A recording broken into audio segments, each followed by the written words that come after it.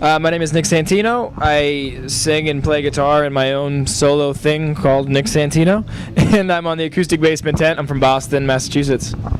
So now this is not your first Warped Tour. No. With your previous band? Yeah, I was in a band called A Rocket to the Moon for the last 7 years, and we did Warped in '09, and then we did a little bit in 2010. Wow. Yeah. Now, why is this acoustic basement the best opportunity for you now to get your music out? I just started my own solo thing, last summer, last fall about, and this is I got the opportunity obviously last November. I think I got the phone call to do it, and I jumped on it, of course. And it's cool because it gives singer-songwriters a chance to showcase their music in front of fans, and especially me with my last band. A lot of my fans were Warped Tour kids that would come and see us on Warped, and it gives me a chance to play the new music I'm playing now that's a little different than what I played before, but still reach out to the same kind of kids that come out to the Warped Tour. So it's cool. Yeah. Let's talk about influences. Who are those artists growing up that just blew your head off and want to do this? I mean, I grew up on my dad's music, my mom's music. My dad's a Beatles guy, Aerosmith, the Eagles, Jackson Browne, Tom Petty, all that stuff. So I love all of that. And then I hit my middle school period where I loved punk rock and stuff, and Blink-182, Green Day, all that good stuff.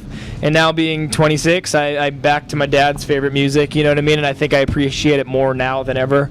Tom Petty's my guy. I love Tom Petty to death. And catalog. I mean, you start hearing songs and you forget how many songs. Yeah. And he's got a record coming out next month, and I've heard songs off of it that he's released already, and it sounds like his first record. He does it every time. It's the same. It's awesome. But Tom Petty's probably my number one guy, and I love Jackson Browne a lot too. Just as a songwriter, Jackson Browne's amazing. Yeah.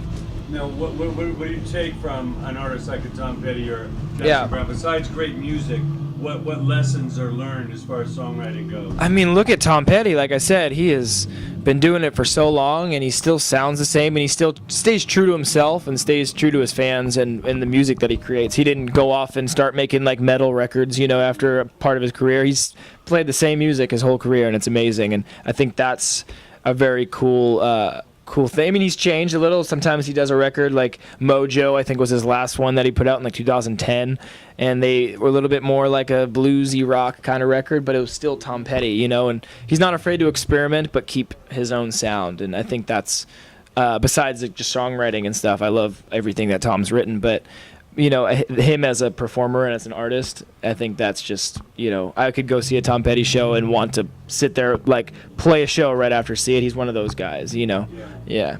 Well, having had the pleasure of being part of the promotion team that broke him, yeah. Can you believe that when he came out, they were trying to put him in the new wave? Yeah, I know. He's just rock and roll, man. In the new wave. Yeah. 35 years later, it's like, what was that about? Tom Petty is just rock and roll. He's the definition of rock and roll for me. Yeah. And something like Jackson Browne, he hasn't had as many commercial successes. Yeah. But as a songwriter goes, I mean, everybody from the Eagles. Yeah, he's got Take It Easy. I mean, come on. Yeah. What do you take from Jackson? I actually have a song on my new record called Jackson Browne. It's actually like a piano ballad kind of love song about two people falling in love but splitting up, but looking back on a time where they danced together to this Jackson Browne song.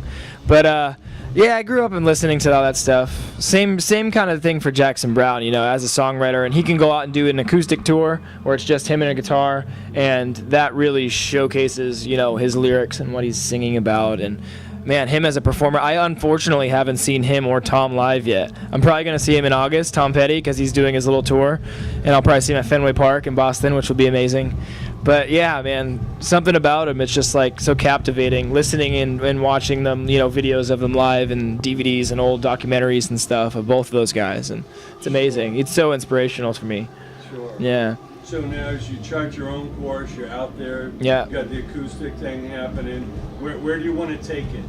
What are your horizons? I don't want to put a ceiling on it. I mean, I want to be able to release whatever kind of records I want to release that, in the vein of what I'm doing. I'm not about to release a hip-hop record. Right now the stuff I put out, like last record, Big Skies, kind of has a modern day take on someone like Tom Petty or Jackson Browne, like the songwriting of those guys.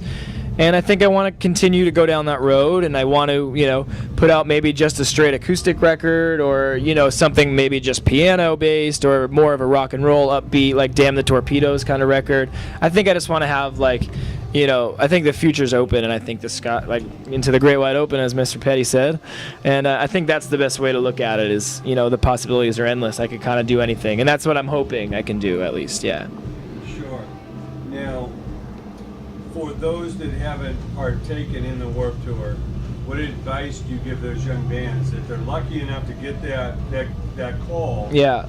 Is a different kind of animal out here. Oh, yeah. 9 stages, 80 bands, all in the heat of the summer. Yeah. What do you tell them as far as the preparation so they give the best? Yeah, I don't think you can really prepare yourself for Warped Tour. Every day is different. You just have to go in with the mindset that you're not going to give up on it. I know there's going to be rough days where it's 120 degrees in Vegas and you want to just go home, but you got to think the next day is a completely different city, completely different people, and I think the most important thing is it's all new fans. There's so many different bands out here, and everybody's completely different. And so, these fans that listen to this band probably have never heard your band before, but they'll scoot over and they'll listen to you, and and maybe they'll take something from your band, or they'll go buy your record or something. And I think that's awesome. Yeah. Now, as far as aspiring songwriters, aspiring bands, there's a garage band right up the street right now coming together. It's kind of a whole different world now. Yeah. Without the labels and the record stores and all that, but it's still, it's their dream. Yeah. Do what you do and do what all these guys do. What advice do you give them, or what misconception can you kind of blow out of the water so they kind of understand what the reality is? Yeah, I think you got to. For me, you just gotta not give up on it.